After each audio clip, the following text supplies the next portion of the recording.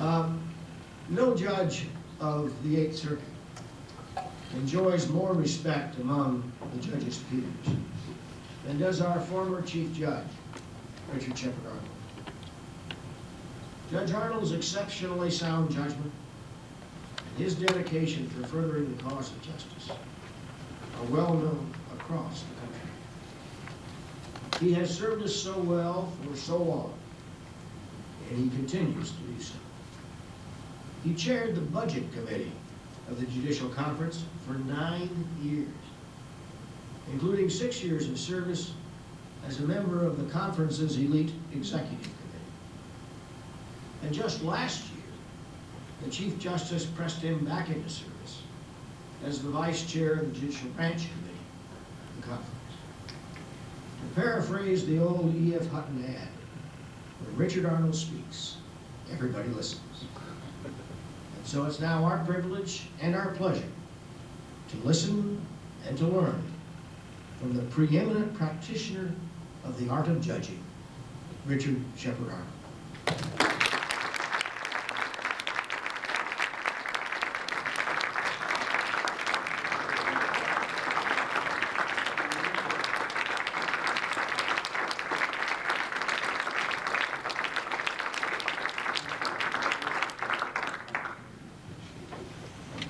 Chief Judge Hanson has put me in a terrible position because nobody can live up to an introduction like that. But I feel that I'm among people who know me, and so you, I'm sure, did not take the introduction too seriously. I want to thank him for a couple of things that he left out of the introduction, and one of them is the story of how I got appointed a federal judge. Now, all of us have those stories, and we all believe that the stories about us prove how wonderful the process is.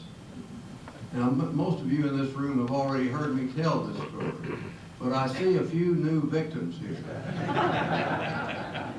I can't resist telling it. It possibly also has a serious point in terms of the way the confirmation process for judicial nominations has changed. But one day in 1978, when I was working for Dale Bumpers in the U.S. Senate, we got word that a judge on the district court in Arkansas had died, thus creating a vacancy.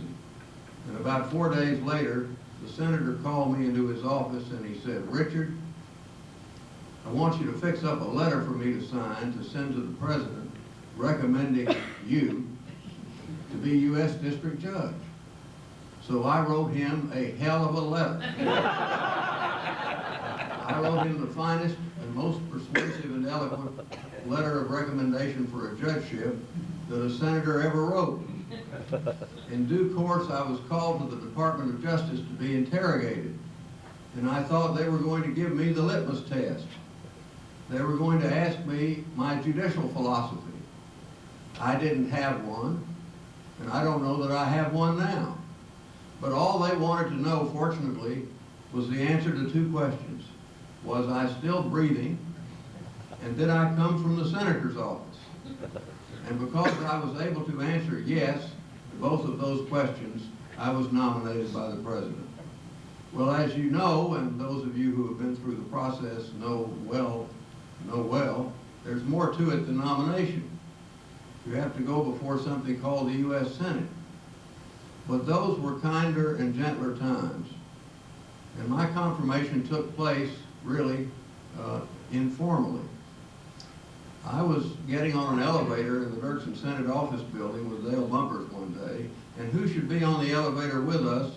None other than Senator James O. Eastland, powerful chairman of the Senate Judiciary Committee. You notice that he never was spoken of except as powerful chairman.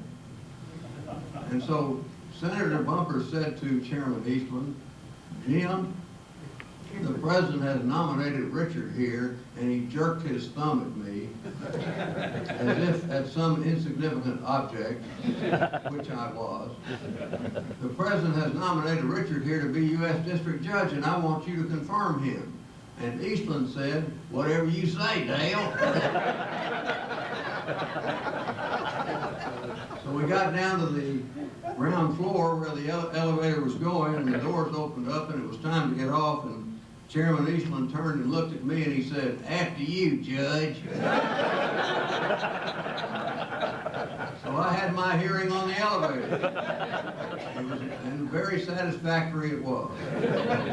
I recommend that as in some ways preferable to what nominees have to go through now. Well, it's customary to begin a talk like this by thanking somebody for the invitation. And I'm not sure that I feel particularly thankful because I don't know exactly what it is that I'm supposed to say. I asked some of the judges who invited me what they wanted me to talk about. I won't give you their names. I think I should protect the guilty. And somebody said, well, you should talk about how judges are philosopher kings or philosopher monarchs. And that's not what I'm going to talk about, because that's exactly what I think judges ought not to be. Someone else suggested that I talk about what bothers judges about their jobs and try to make you feel better. Another person advised that I discuss how the business of judging has changed since I came to the bench. I'm not sure that I know the answer to those questions. There's as many answers, I suppose, as there are judges in this room. There's an enormous amount of judicial experience collected in this room. Well, the title of the talk, as it appears in your program, is, quote, "The Art of Judging," unquote. Now, the only reason there is any title is because the Circuit Executive's Office told me I had to have a title. We couldn't just leave a blank space in the program. So I picked a title that I thought would give me the largest room within which to maneuver. Possibly what I should do now is sit down and let you go home, because I'm acutely aware, as our sister Murphy remarked yesterday in a different context, I'm the only obstacle between you and leaving. And by the way, all of you who are still here get a gold star. Well, I won't do that, because that would be to break my contract. I promised to make the speech, and I don't want to be guilty of a breach, although I guess the damages would hardly be more than nominal. I can guarantee only this: I won't say anything that you haven't in some way thought about before, and somebody here, I hope, will find some reason to disagree with everything I say. I'm going to make a few observations about the business of judging, about how the public regards us, about how we ought to conduct ourselves, and about how we ought to feel about the kind of job we're doing. Remember that the position of the federal judiciary in this country is a kind of a paradox. I think it's safe to say that the public, for some reason, has more confidence in our branch of government than it does in the other two branches, even though the public chooses them. Even after we, on some days, hold the Pledge of Allegiance unconstitutional or perpetrate some similar enormity, we seem to retain, on the whole, a high level of public confidence. And yet we are the least accountable to the people of all the parts of the government. The President was not, remember, under the initial design of the Constitution, was not to be directly elected by the people, and in fact still is not, at least in form. One house of the Congress, the Senate, was not elected by the people. It was elected by state legislatures. And judges were picked without reference to the House of Representatives in any way. And the House, recall, was the only branch of the federal government that was directly chosen by the people. Even today, while the Senate is directly elected by the people, the judges are dependent only on the President and the Senate for their confirmation. The most popular branch of government has nothing to do with it. If that's true of Article III judges, that we're not picked by the people, it's even more true of Article I judges. Because bankruptcy and magistrate judges have nothing whatever to do, at least formally, and most of the time in practice, with elected officials in terms of their selection. They are picked by other judges. However, I think that the bankruptcy and magistrate judges, the Article I judges, enjoy, as a practical matter, almost at least the same degree of independence that Article III judges enjoy. Most of them who want to be reappointed are reappointed, although it may not feel like that. Well, why does an institution chosen in that way get public support? Now, we know that our public support is, shall we say, sporadic. We periodically get condemned for being dictators. We're called activists as opposed to strict constructionists, whatever those terms may mean. I approach these questions with a keen personal sense of the distinction between judicial and legislative office. I ran for Congress twice, and although I had a total of 6 opponents, I managed to beat only 4 of them. I think it's fair to say that the people of South Arkansas gave me a clear mandate to return to the practice of law. But how do judges survive criticisms of this kind? I'm going to make a few suggestions here, and I know that you could add others. First of all, I think the judges ought to be polite. Now that sounds very elementary and patronizing, but all of us have heard those jokes that compare federal judges to various kinds of dictators and suggest that some of us behave as if we govern by divine right. So we need to remind ourselves that our powers derive not from the deity, at least not directly, but rather from the continuing consent of the government. And that every person who appears before us is part of that body of the government on whose continued consent our power depends. So when I say be polite, I don't mean try to please everybody who appears before you. That's impossible, of course. I like to recall a line from Lord Chesterfield's letters to his son. Lord Chesterfield gave his son some general advice about how to conduct himself towards others. The advice was, I'm going to give this to you in Latin, which I know you're familiar with, except for Judge Bright, who once admitted that he didn't know Latin. Suaviter in modo, fortiter in re. A rough translation, gently in manner, strongly in matter or substance. If we transplant that maxim into the context of judicial conduct, it's possible, I think, that we can be deferential and respectful towards other people, even when we reject or disagree with what they have done or said. Let me give you some examples. Let's take the example of appellate judges. And it used to be that the only judges who did much appellate work were circuit judges. But now the bankruptcy judges and the district judges also do appellate work. But the judges who are on the front line, the judges who see real people most of the time, are the trial judges. And probably the situation in which the most tension tends to develop between judges and the public are situations where criminal defendants are being sentenced. I remember when I first went on the district court, I was told that my job the next day would be to go into the courtroom and sentence 4 people whom I had never seen before and who, of course, had never seen me. I took some comfort in the fact that they were probably more afraid of me than I was of them, but it may have been close. I just want to say that in the context of criminal sentencing, I think it's a mistake, and I'm not suggesting that anybody in this room has ever done this, but I think it's a mistake for the judges to take upon themselves to deliver moral lectures to defendants who are being sentenced. The judge may not be necessarily morally superior to the defendant. The holding of a commission signed by the president does not in and of itself guarantee moral superiority. Now, I'm not suggesting that criminals are sick, that they committed their crimes because they were tall for their age, or because there was no playground near their homes, or that they don't deserve to be punished. Most of them do. I'm just saying that they are human beings, people with families and friends, and that though their conduct may have been at fault, we ought to be unabrasive, if possible, in pronouncing the judgment of the law. And I think we also ought to be respectful of lawyers.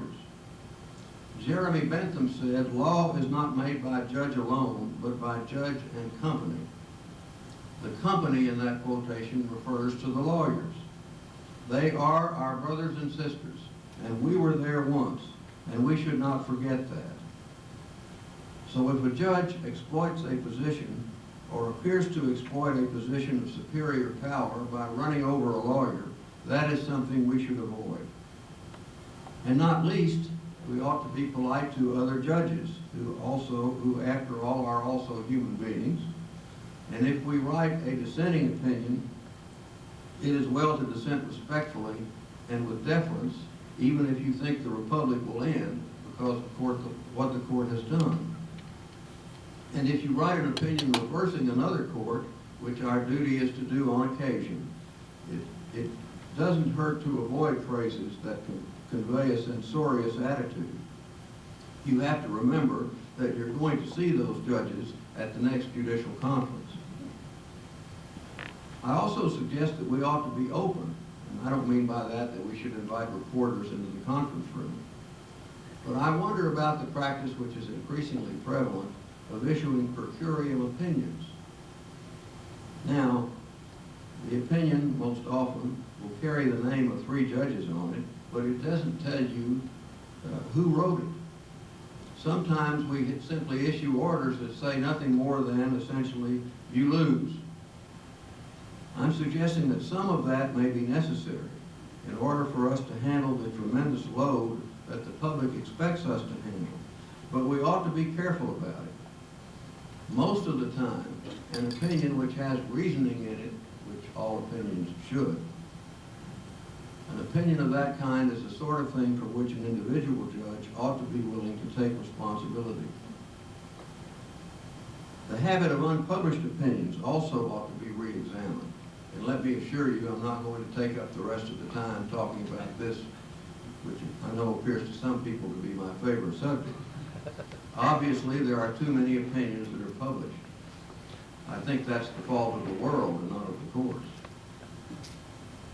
Sometimes we decide we'll just not publish an opinion because nobody really cares about it. The vice in this is that most of the courts, including our court, have local rules that prohibit the citation of unpublished opinions. So the panel which files an opinion, holding one way or another on a certain point of law, can, so far as the rules are concerned, feel perfectly free to decide the same case the other way the very next day, and to tell litigants, this is not quite true in our circuit, but it is in the Ninth Circuit, and to tell litigants that they cannot even remind the court of what it did yesterday. I suggest that's not the kind of behavior that breeds respect for the law. So it is well, in my opinion, for one of the judges to be willing to put his or her name on that opinion.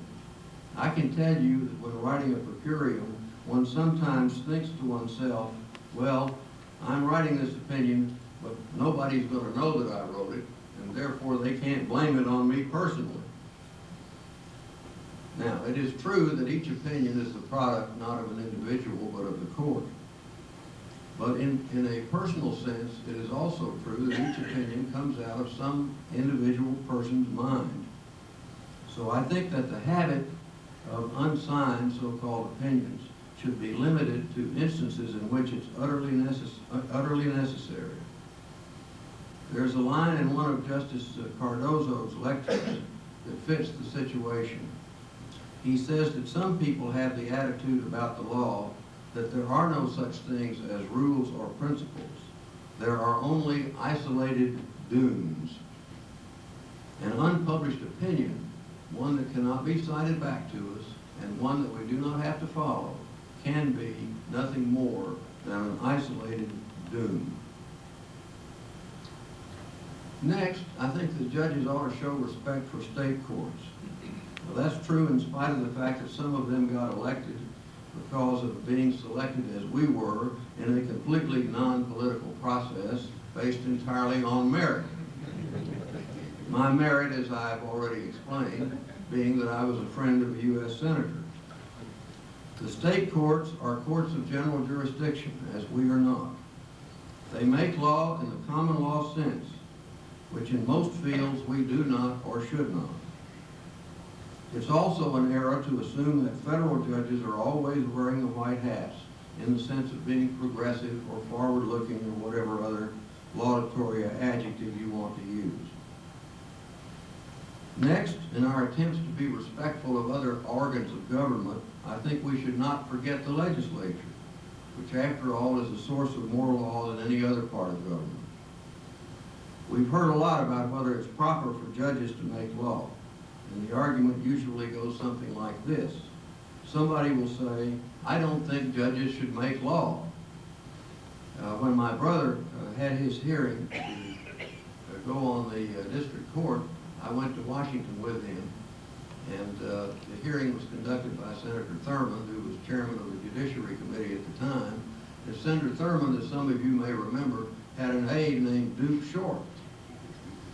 And they made clear to the nominee that there would be questions asked at the hearing.